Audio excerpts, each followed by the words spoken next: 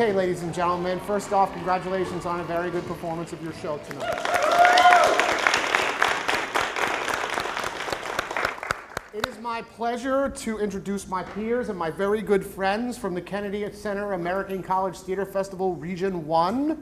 To my left is Ryan McKinney.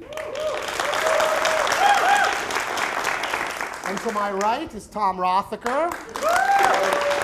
They're both from Kingsborough Community College in New York City.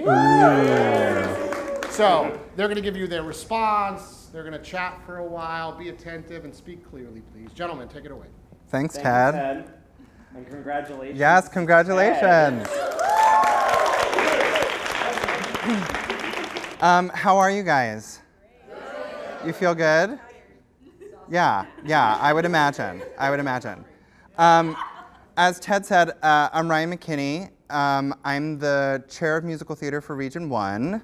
I'm Tom Rothacker, and I am the vice chair for the Iron Ryan Acting Scholarship Auditions and the chair of production respondents for Region 1.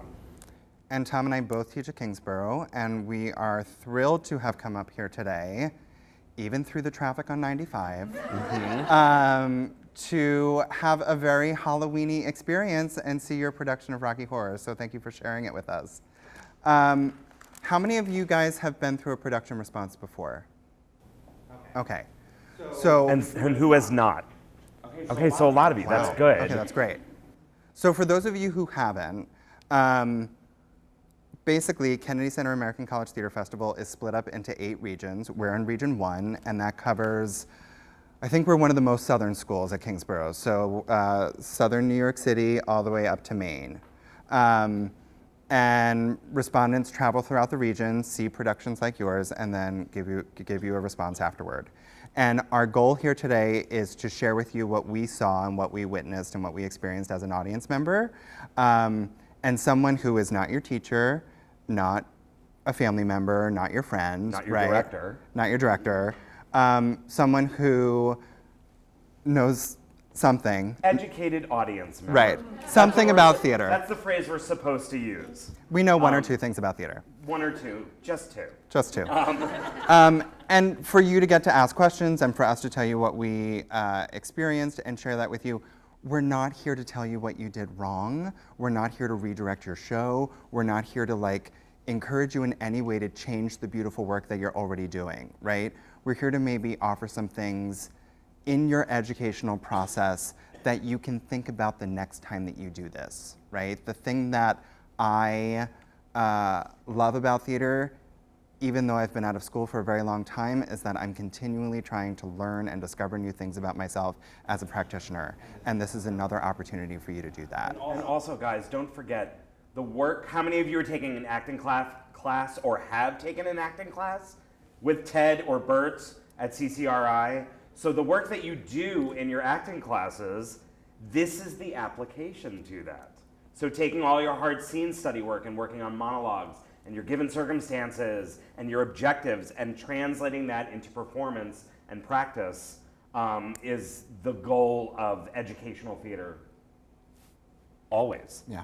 And design work as well. For those that work on design, what you learn in Luke's class or some of your other design faculty members, how do you apply that work into all this amazing work up here?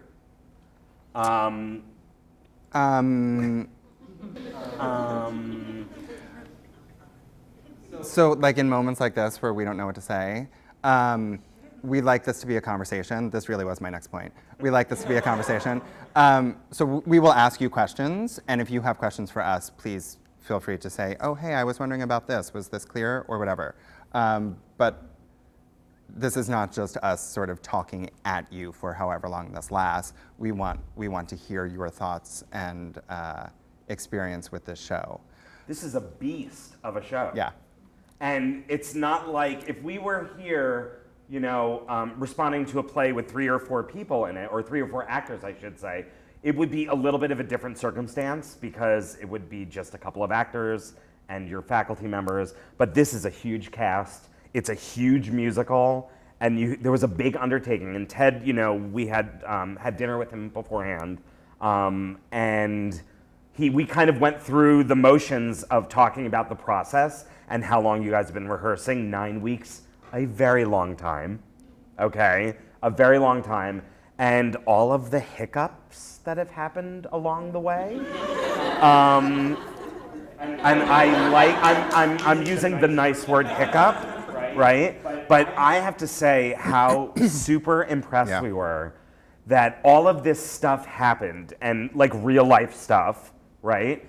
And yet we saw the most fun show this evening, and you guys totally committed. Regardless of hiccups and every other thing, any other thing that happens outside in the real world. Which had Ted not told us, I would have had no idea. We would have had no idea. No idea. Any drama happened off stage. Yeah. Okay. So we're going to toss that to you right now. How was it to sort of deal with those curveballs and adjust and do a show that maybe was not, sort of what you had anticipated it was going to be because things had to shift? But it's what we love to do. So you just gotta roll with the punches and just keep going. That's theater for you. Yeah. Yeah. It sure is. Yeah, that show kind of shifted. And that was very apparent, Yeah. right? The sense of ensemble, the sense of teamwork is super apparent in the work that you're doing on stage. So know that that is felt out here. And I get that it probably was terrifying, but I don't know. I think sometimes when you're young, you're sort of like, oh, that's what happens, and we fixed it, and then we moved on. It's a huge thing that you had a show at all, right? That you dealt with those things, and people picked up the pieces. And where is the young girl that has jumped in for? Congratulations. What's your name? Margaret. Margaret. I mean, basically, you've become a swing, right, for the show because you're like covering multiple tracks now. That's a huge thing to learn at such a young age. That's a huge skill to have, to be able to sort of juggle all of that in your brain. So that is wonderful. And to the rest of you, to sort of rally around that and to support that and to help her through that process, because I'm sure that you needed that, right? You needed some people saying this way, or whatever the case may be, right? And that is such a generous, wonderful thing. And I think if you always keep that at the forefront of your work, that spirit at the forefront of your work, you will be very successful at this, if that is the thing that is guiding you, as opposed to some of the other things that can get in the way, like ego and all of those other things, right? So congratulations, that's really great. What kind of blows my mind sometimes, and what made me so excited about hearing all of these ridiculous things that happened off stage with you guys, and the fact that what we saw tonight was so cohesive and put together, is that sometimes in the real world, with all of the stuff that happens, the show could have been canceled. Yeah. Like that. Nope, we can't have a show tonight because somebody got hurt. Or, and we didn't really necessarily have an understudy, but another actor like Margaret just was like, yep, let's do it, let's go. And that was it. And you know what? That is true ensemble work. And this is an ensemble piece, hardcore. And keeping that spirit on stage and off stage and that support system is so important because theater is a collaborative art, believe it or not. And some people don't agree with that. But it is a collaborative art, and collaborating together isn't always easy.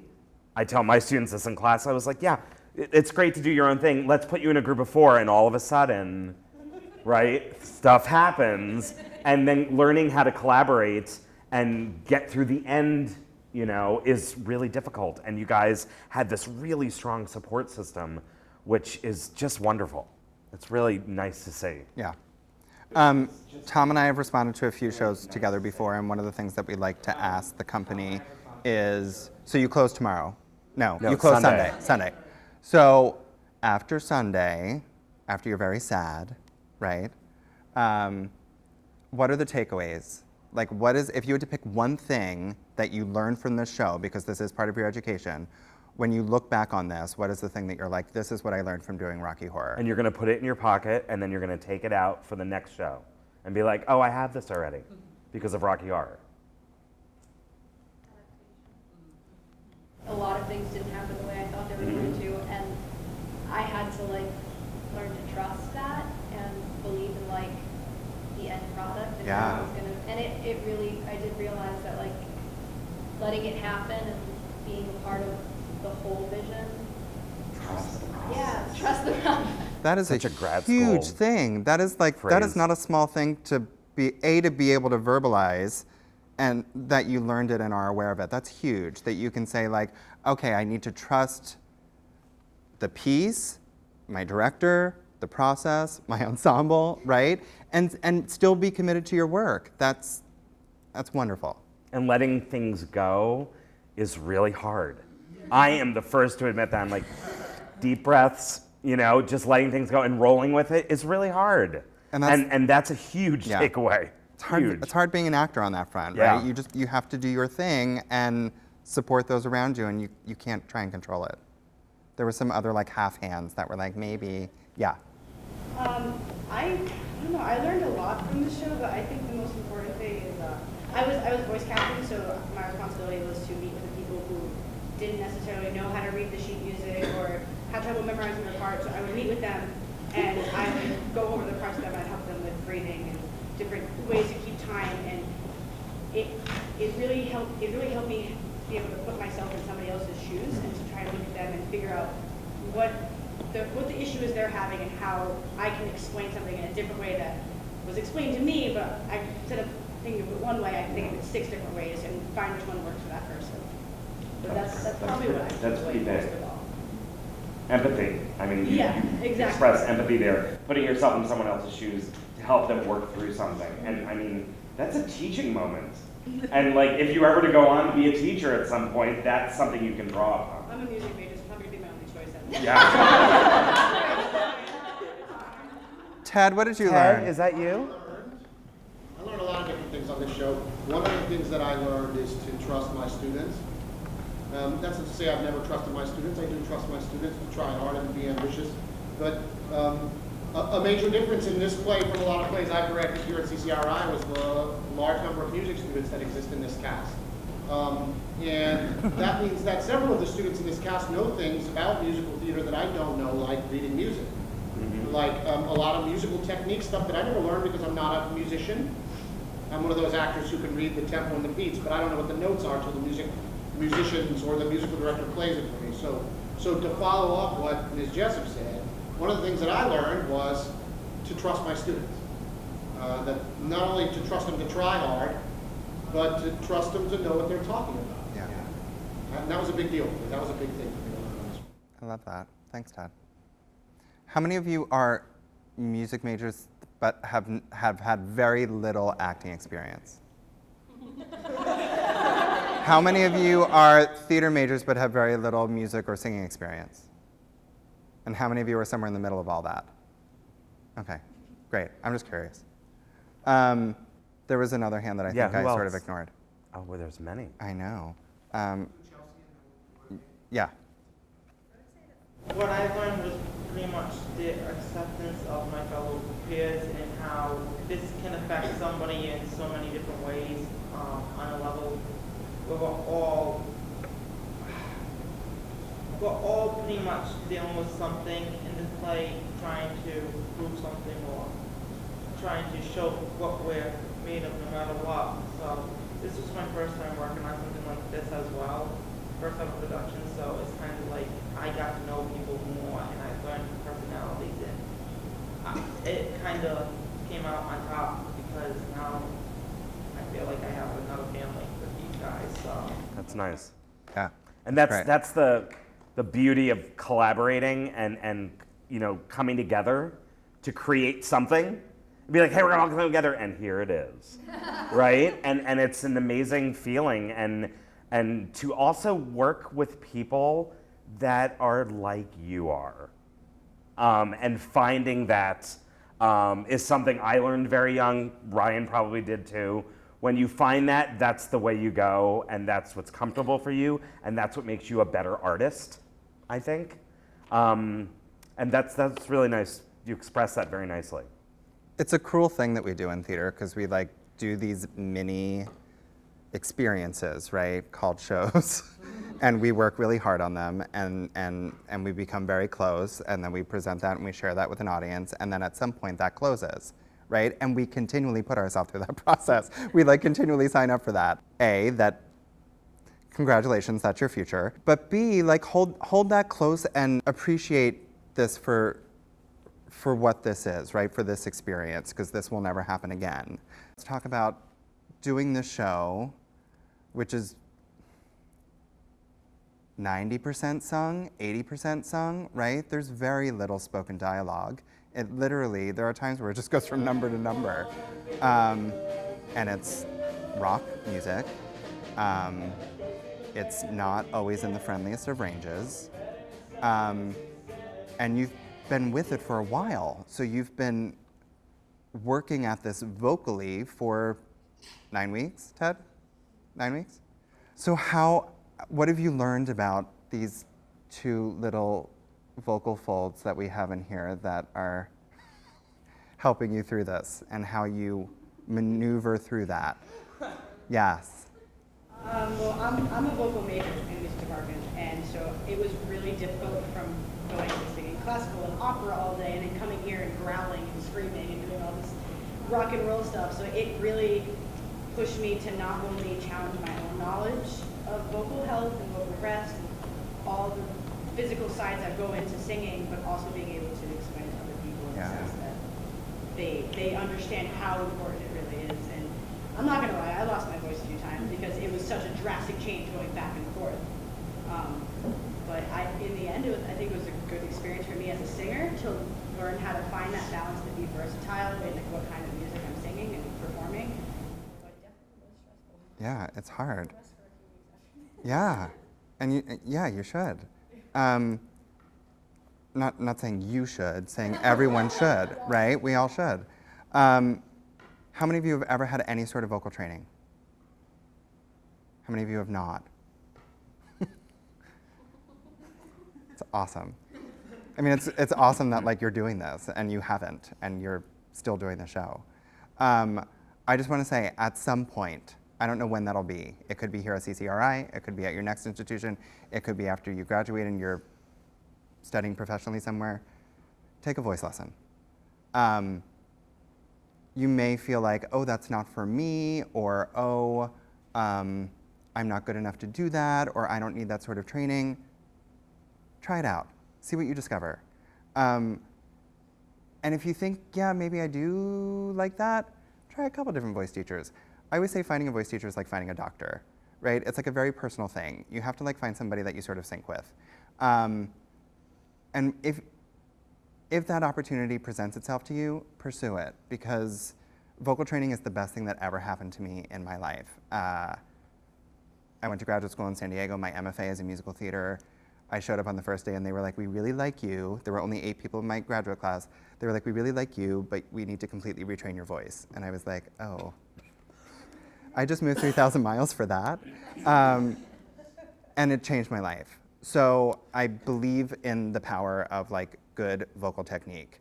And I didn't have it. I was not one of those people that had it inherently. I had to learn it. So if it presents yourself, pursue it. Speaking of the voice, okay, this is a very strange space, okay? And Ted and I have had this conversation many times about this space, and I had never been here. Ryan was here once before in this space responding to a show, but I had never been here, and this is a really hard space to fill. You have to fill it, right? It's like a big circle, well, half circle sort of, but it kind of goes like it jets up there, and then you have the wings here or the bombs here, and I felt at times some of you guys were really struggling, and you know, there's those lovely things you had on called body mics, right? Which are really difficult to work with, and you probably want to rip them off and throw them in the ocean somewhere, okay? And I get that. I totally get it, because we struggle with this where we teach as well in the same space and our students using body mics and everything. I know at some point in rehearsals and probably during tech that Professor Clement has given you some kind of note about articulating your words. And that's something that I kind of caught in the beginning, which I think improved over time as the show went on. But hearing your consonants and hearing the full word, because when you sing and dance, sometimes the words go out the window, and then we're like, oh, what are they saying? Even though Ryan and I know this show very, very well, and I was singing pretty much every song along with you guys, out loud, he heard me, and I enjoyed doing it, but something to think about, and this is something that you can apply in your acting classes as well, about articulation and saying, and when you over-articulate something, it sounds weird, right? When you over-articulate and you're like a robot, a lot of times in a rock musical in this kind of space with body mics, over-articulating sounds normal to us out there, okay? And so here, did Ted ever give you an articulation note of some kind? Okay, he did, good, so I know I'm not crazy. In a lot of the scenes I felt that didn't include music, at times I was like, oh, this is great, and I'm clearly understanding. And then the music starts, and sometimes all of the other elements, like the band, who were awesome, and using the microphones, awesome band, amazing. They did, you guys rocked, and you looked like you had so much fun. You should, and that hat's awesome. But you know, all the other elements tie in, and then all of a sudden, your voice and your articulation and your words may become second string to the band, okay? So you have to keep up with the band and articulate so the audience follows the story through the song. Yeah. Does that make sense? Yeah. Well, and what I always say to my students, I'm like, the mic will help you with projection, but if you're mush-mouthed in any way, right? If it's sloppy diction, it's just going to amplify sloppy diction, and then we just have loud words that we can't understand, and then we really get frustrated, right? You had your hand up. Except for when the mic, dies. Yeah. Right. Yeah. Which I have to say, I didn't really notice. I didn't. Ted said something to me after the show, and I was like, now I feel stupid. I didn't notice. So good for you. Yeah. You still got to do the show anyway without a mic, right? You're not going to be like, hold on, let's pause. Could you fix my mic? No. I mean, what's it called? Like, right directly after over at the Frankenstein place, I was like, no, it was before a little bit, so I was like, it's kind of really extremely hard. When did it die?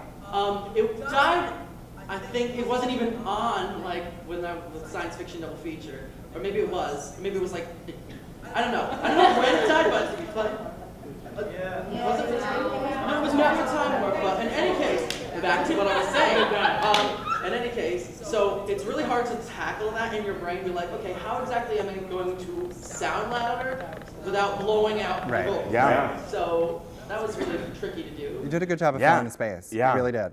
So, Filling the space is hard. I mean, we were sitting up there, and I was like, yep, this will be a really hard space to fill. And that's just the way it is, right? It's difficult, and that's a challenge, and that's a great learning experience because you're going to be performing in 900 million different types of theater spaces. I've been to your other campus, the Providence campus, which is a much smaller, like lecture hall style, which is nothing compared to this. So working there is completely opposite than working here. But having the experience of all the different types of spaces and learning how to fill that and articulate your words is a big deal. A big deal. So just something, to think about. how was it for you guys? Do you know how lucky you are to get to work with a band that sounded the way that your band they were did? great. I mean, it's so great. How was that experience for you guys? And sort of, you have this actor-actor relationship, right, that's going on stage, but you have to be conscious of your musical director and what's going on over here and making sure that that is staying in sync. So how was that for you guys? We'll go back there. Yeah, Frank. I'm a music student, so when the band came in for our very first music rehearsal with all the band elements, I was like jammed out. I was like, yes, this is amazing. The only time I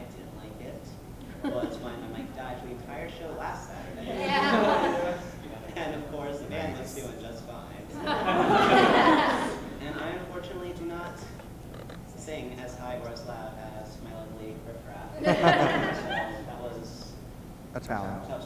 Yeah. Yeah. I mean, our musical director is absolutely wonderful, and brilliant. He did an amazing job of like showing us the way, but it was really incredible having the entire band come in for the first time, because like I think that was the first time that we really felt like this was real. Rocky you know? Horror Show, right? During the Zitz probe, yeah.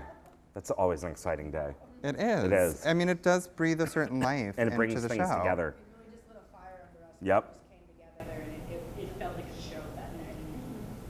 Yeah. It also helps with like acting choices too, if you know exactly what it sounds like and like how exactly you're gonna move. If the things like a really rock and roll thing, you're gonna be like for instance, my character's kind of a creep, so like depending on the beat and stuff like that, how I move and how it's influenced, the music influences my acting choices, so it's really helpful in that way too.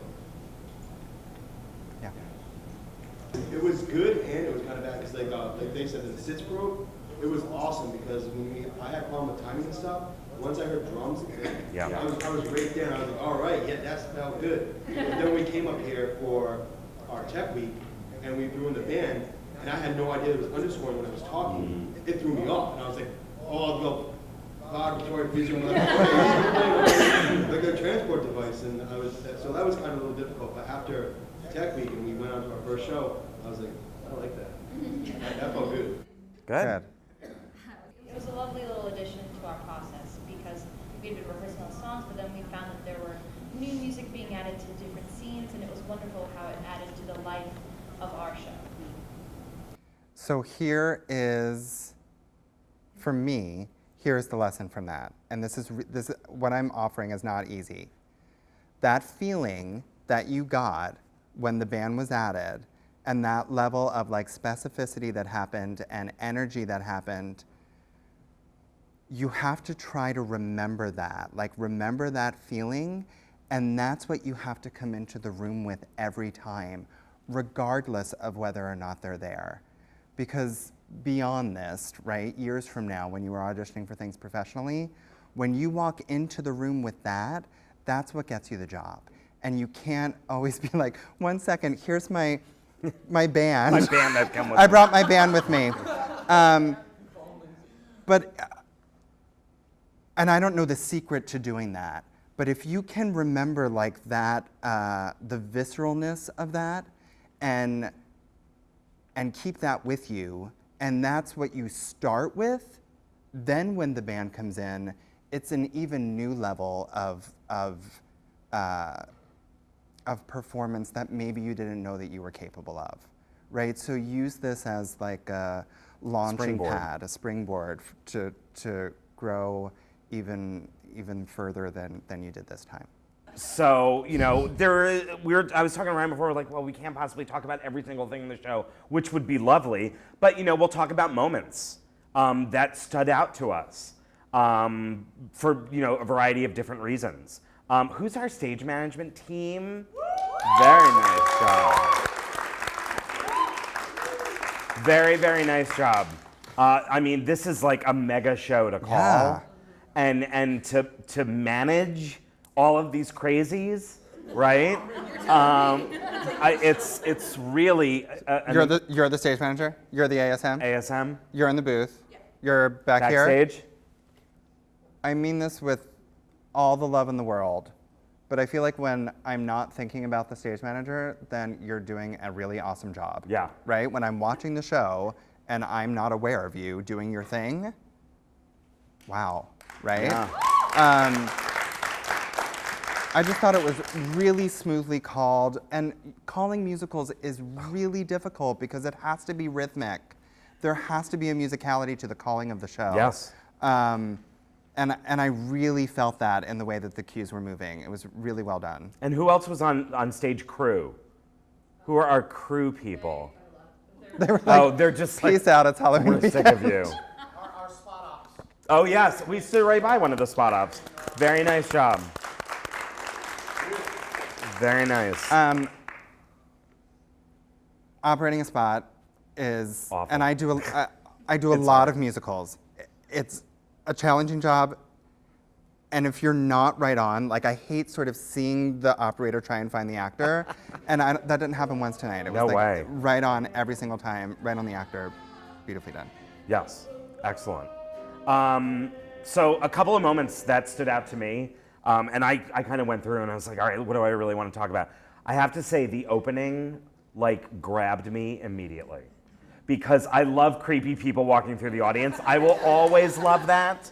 I want that to happen in my real world, like my apartment. Just creepy people, and I just love that it sets up for especially the audience members that do not know this show or don't know the movie. You know, they're like, what the hell are we coming to see here, right? And then they're really shocked. And then they see these really strong ensemble members that are committing to being creepy people walking through the audience into this. And I like that it was like a moment and it wasn't rushed. You know, that could have happened, the walking through and been like, do, and we get to stage and the show starts. It was like a process of gathering everyone together and it's very ceremonial almost, like to start this story. And I love that immediately, and it sets the atmosphere, it sets the mood, and it made me, and for the people that do know the show, gets them so excited. I was just like, oh yeah, I get it, I like all that, you know? And I just like that the time was taken for that before, So true. science fiction double feature started. And that stood out to me immediately. Yeah, and the underscoring was great because it's creepy music, right? And your it totally sets connection the with mood. each other and your, like Tom said, taking the time, not rushing that, and you're sort of naked in the doing of that. It's like you have nothing to hide behind. You're not given any text, you're not singing anything, it's not like splashy choreography, it's really you just sort of moving through this and connecting with one another, and it was really, really well done. Really set a great tone. It was for a the rest little of the show. Greek. It was a little Greek theater-y with like the chorus kind of coming together to present a story.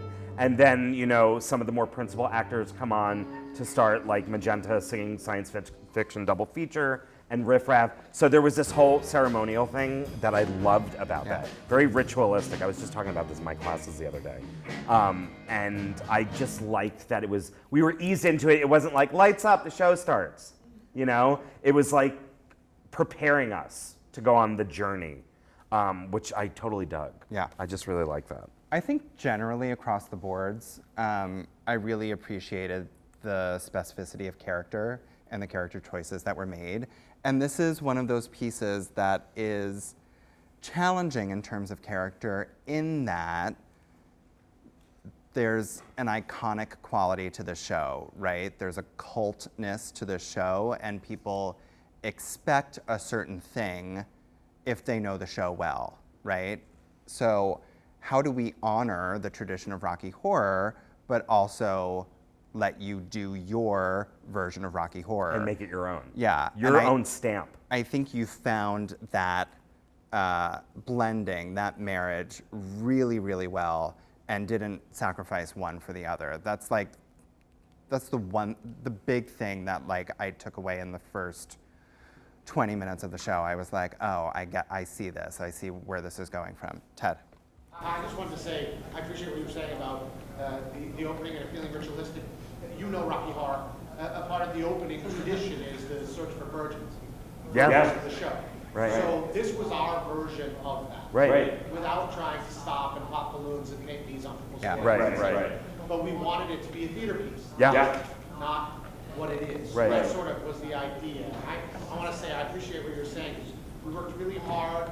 The cast worked really hard not to rush the moment. Yeah. Yeah. That was a big and important part of it. And they did a really nice job, really owning the slowness. I loved it. Yeah, it's I love it. really And I effective. really liked, and there are audience members that are just like, let's get this started because I want to go home and drink, right? And I like that we took our time and eased into it. And just going off what Ryan said, this show exactly playing to the it being iconic and a lot of people knowing these characters, and especially the people that played them in the movie, and making it your own, but thinking about, and I would always say this, not just to you guys, anyone, how much further can I go with this character? because I feel in this world of a little bit of the B movie scene of what a B movie is from the 1950s, and also stereotype a little bit, right? How much further can we go and still keep it real? Okay, Frankenfurter's a transvestite. We have alien butler and maid, and we have the square, Janet and Brad, and they're all archetypes. How much further can you go with it? And I'm sure Ted pushed you to go, and then, but it's still a real person. Okay, that's the fine line to find. Is without being a cartoon. You want it to be a great character that you have generated and created and worked on so hard yourself, and they're also a real person. Okay? You know what, another relationship that I really liked in this production was how much Magenta and Riff Raff were like loving of Columbia. Because I've never seen a production where they are a family like that, and because Columbia is the outsider almost. And in the script, she's the outsider. She turns against Frank, and is so angry about what happened to Eddie. But she goes to Magenta and Riff Raff as like this tight knit, and I really liked seeing that side of it. I had never seen that before. And I thought it worked really, really well. I thought you guys really worked on that. Go ahead. The way we kind of approached that is we kind of thought of it as like we were kind of like parent figures for her. Yeah. Because generally, like, our theory behind it, we're all taken in like collectively, and so we kind of found that family within each other. And so she kind of, in a weird, sadistic, incestual way, she became like our child. Yeah. I thought that totally read really clearly, and I like that take on it, because every other one that I've seen, she's like, they're just like, oh, you're here. You know what I mean? You're here still. And she's like, for lack of a better word, the redheaded stepchild of the household. You know what I mean? And she's discounted all the time. And I just like that. And I think it made Columbia's character like a little bit more important and larger, maybe, than she really is in the play. It's just something I noticed that I really enjoyed. Going back to what Tom was saying about sort of how far you can sort of take things in your choices. For me, when I'm having this exact conversation with my students, the thing that we talk a lot about, especially in a musical theater context, is this idea of performance energy, and that our acting choices are still like pure and honest and coming from the same like internal core that they would if we were doing like Chekhov, but we're amplifying them for a musical theater context. And this piece can handle a lot of amplification. It can handle a lot of energy and largeness to those choices. Yes. So I just invite you to keep exploring that, right? I think we always are like, that's it, that's all I've got, there's nothing more. And I think sometimes we can surprise ourselves, because this piece invites you to do that, like what a greater landscape to explore largeness and energy than in this piece. And just continue to embrace the absurdity and the fun and just the wackiness of this piece, and let that guide you through it, which you are doing so beautifully. You know what my favorite thing I wrote down is? Isn't it fun to be filthy? Show's filthy. It is filthy and awesome. And awesome. And I, just because Ryan and I are very close friends and colleagues, the filthier the better, right? And embracing that is hard to do, because you don't know if you can overstep these bounds here and overstep these bounds here and put, the line that you cross. Can I really cross it? And Ted was like, yes, please cross it times 10, right? And really embracing and going for that, and also keeping that real at the same time, because they are all filthy in this show. And Janet and Brad become filthy. Poor things. And They showed up on the wrong night. I just, right? I still think it's hysterical. And they're like, welcome, and then they just rip their clothes Yeah, off. and they accept it. And that's how the show propels into a different place. They're like, oh yeah, we were in our underwear, moving on, you know? But embracing and the filthiness. And who's our props designer? Who worked on props? You know, the penis. It's on film now that we're talking about a penis. But I was dying, and I said to Ted, Hysterical. I love that the audience loved it, but then kind of accepted it very quickly. They weren't just like staring and pointing at it. They were like, oh my God, right? And then it just became a part of the show. It became a remote control. It was like, it was a useful, it had a function, you know, it was not real. It just became a part of the show, and yet it was still funny, but certainly not like, it didn't like pull focus. It just was a large penis in your play. In addition to all the absurdity and the craziness, there's some real vulnerable moments in the show, right? Like, let's just sort of put that on the table. Where you are asked to do some things that, you know, you are not often asked to do in front of a live audience. And I just have to commend you on like your bravery, your commitment, again, the sense of ensemble, the sense of like supporting people through that. I mean, in particular, the work behind the sheet is so like great. so So much again, fun. vulnerable. I But couldn't wait for that scene to happen, and I was like, yes. And it was, you took People your were time. eating it up. People were loving it. But just another moment like the beginning of taking your time and hearing the words and the conversation to really understand. The audience really has to follow very carefully there how Frank is tricking them and seducing them, and they go for it. And the play or the musical turns completely upside down right there at the top of Act 2. And then it goes off into a totally different direction. So it's a really crucial scene, and I think you guys really handled that very nicely. And the fact that you were filmed for the projections of making out and all the stuff that really happened. I just want to talk about, again, this sort of Greek chorusy thing that was going on and this wonderful work as a unit and this sense of like silent communication, if that makes any sense. I felt like you guys were like constantly in check with each other as these like strange little phantom robot people, whatever you are in this world. But this sense of like silent communication, checking in with each other, checking in with Frank, and being consistently present in the world, and knowing sort of where you are sort of our guide in many ways in terms of like, where is the focus? Like, where should we be looking? What needs our attention? And I just felt like you were constantly aware of where that needed to be and what was the focus of the storytelling and your need to have a point of view about it. My big thing about ensemble and shows is like, you don't get to just sort of like turn it on in a choral number, right? You have to be present and you need to be expressive and you need to be engaged in the storytelling all of the time, even if you are not the one with the text at that moment. And I think in general, you were serving that really well.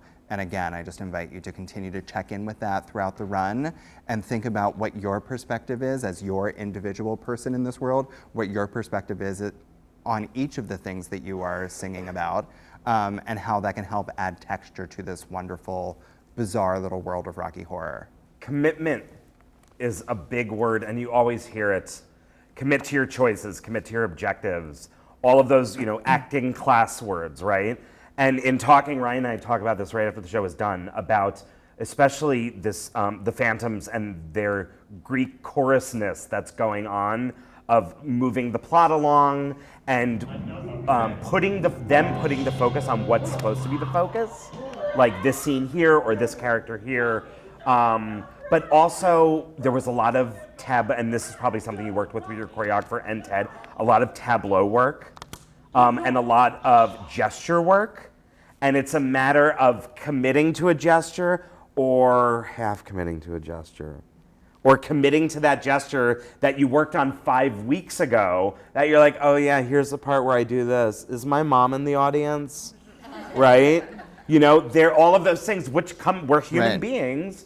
Stuff like that comes across our minds, but being in the world of the play and committing to all of that that's what drives the show from beginning to end.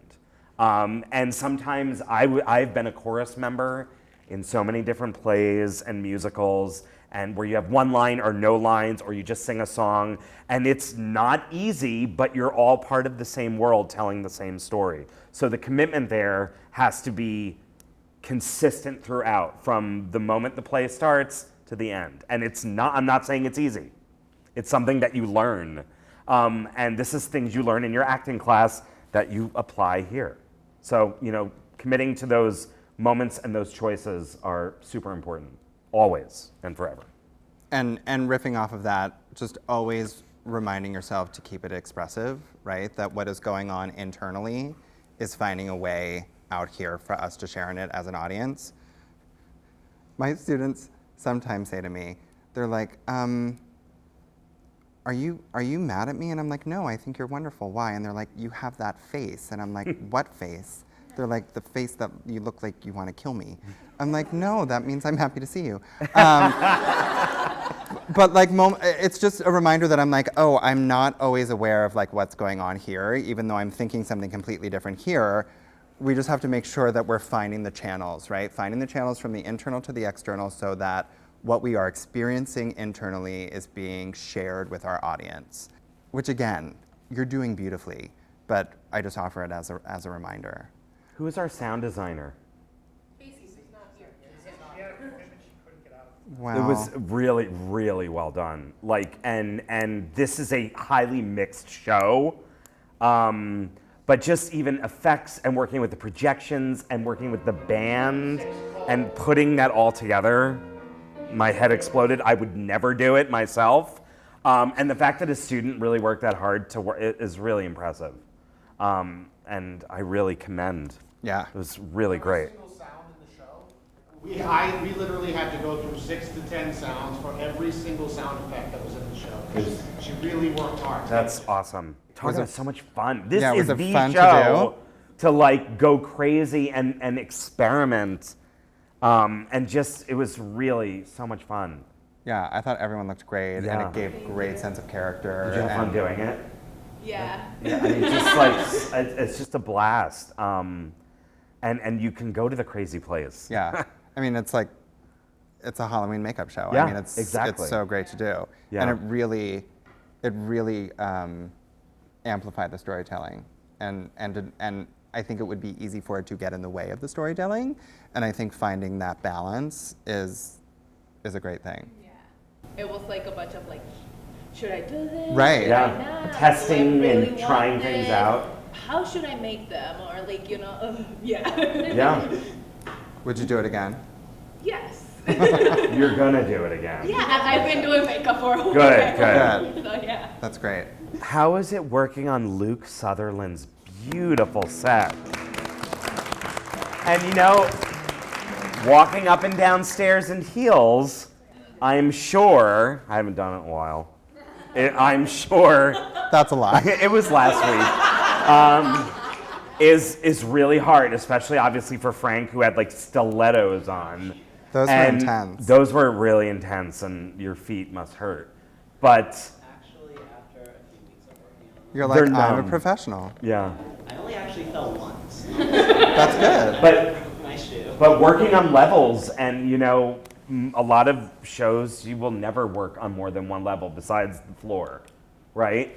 But this just was, I mean, Luke did such a beautiful job, Yeah. and it really, it worked so well with the lighting, and your lighting designer was spectacular. I mean, it was such a rock concert feel. Those columns are super cool. Those, I love the columns. I wasn't sure how he's gonna light it, so I think it's great. I love it. But just this kind of castle meets like sock hop almost. And I love, I can't tell, Ted and the whole eyepiece, I love what the projections was great. I was really into the projections. And just that I said it wasn't like overwhelming. A lot of times you'll go see a show where the projection designer will go absolutely crazy and it's like the whole upstage wall. but just focusing it on the one piece was just fit so well with the set, and the fact that you started with an eyeball, which was great.